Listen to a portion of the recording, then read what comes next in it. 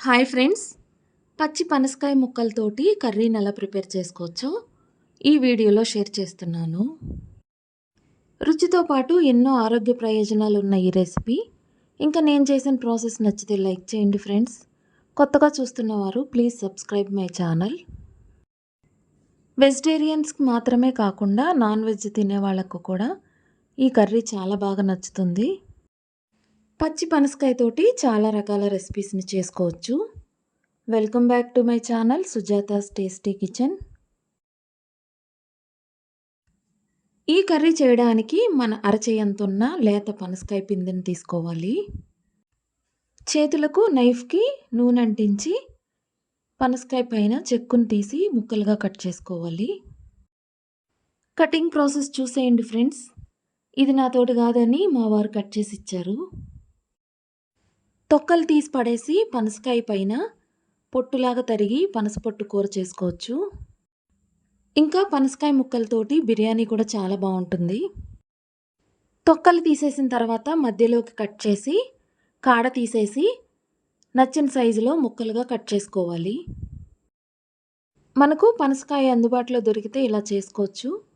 లేదంటే మార్కెట్లో కట్ చేసిన పనసకాయ ముక్కలు కూడా దొరుకుతూ ఉంటాయి.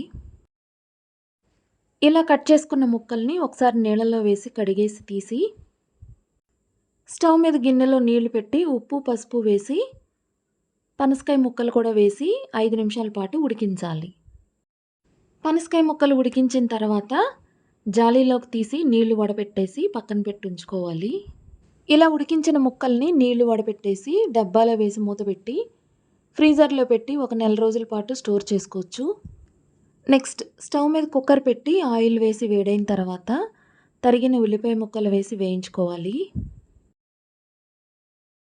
ఉల్లిగడ్డ ముక్కలు కొద్దిగా వేగిన తర్వాత పచ్చిమిర్చి కరివేపాకు కూడా వేసి వేయించుకోవాలి.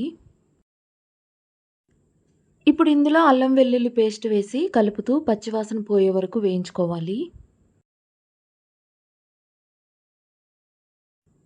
బాగా వేగిన తర్వాత ఉడికించిన పనసకాయ ముక్కలు వేసి ఉప్పు పసుపు వేసి కలిపేసి మూత పెట్టి 2-3 నిమిషాల పాటు మగ్గించాలి. మనం ఎక్కువగా పనసకాయతో చేసిన బిర్యానీ కర్రీ ఫంక్షన్స్లో తింటూ ఉంటాము. ఇలా ఇంట్లో కూడా చేసుకొని తినొచ్చు, చాలా బాగుంటుంది. ఇప్పుడు ఇందులో సరిపడా కారం వేసుకోవాలి. మసాలా పొడి కోసం ధనియాలు, జీలకర్ర, సోంపు, చెక్క, లవంగ, ఇలాచీ వేసి దోరగా వేయించి గసగసాలు, ఎండు కొబ్బరి కూడా వేసి ఒకసారి కలిపేసి స్టవ్ ఆపేసి చల్లారిన తర్వాత మిక్సీ జార్లోకి తీసుకొని మెత్తగా పొడి చేసి కర్రీలో వేసి కలిపేయాలి. ఈ పొడి వేయడం వలన కర్రీకి మంచి రుచి వాసన పెరుగుతుంది. చూస్తుంటేనే తినాలనిపించేలాగా నోట్లో నీళ్ళూరుతూ ఉంటాయి. మీకు ఎలా అనిపించిందో కామెంట్ చేయండి ఫ్రెండ్స్. నచ్చితే మీ ఫ్రెండ్స్ ఫ్యామిలీ మెంబర్స్కి షేర్ చేయండి. అలానే లైక్ కూడా చేయండి. ఇప్పుడు ఇందులో వాటర్ వేసి ఒకసారి కలిపేసి కుక్కర్ మూత పెట్టి 1 విజిల్ వచ్చే వరకు ఉడికించి ఆవిరి మొత్తం తగ్గాక మూత తీసి కొత్తిమీర వేసి కలుపుకోవాలి. పనసకాయ ముక్కలతోటి రకరకాలుగా కర్రీని చేస్తూ ఉంటారు. నేనైతే ఈ ప్రాసెస్లో చేస్తాను. ఒకసారి మీరు ట్రై చేయండి ఫ్రెండ్స్. ఈ టేస్ట్ మీకు చాలా బాగా నచ్చుతుంది. చూస్తుంటే అచ్చం నాన్ వెజ్ కర్రీలాగా అనిపిస్తుంది కదా ఫ్రెండ్స్. ఇక్కడ వరకు ఈ వీడియో చూసినందుకు thank you so much friends. మరో మంచి రెసిపీతో మళ్ళీ కలుద్దాం.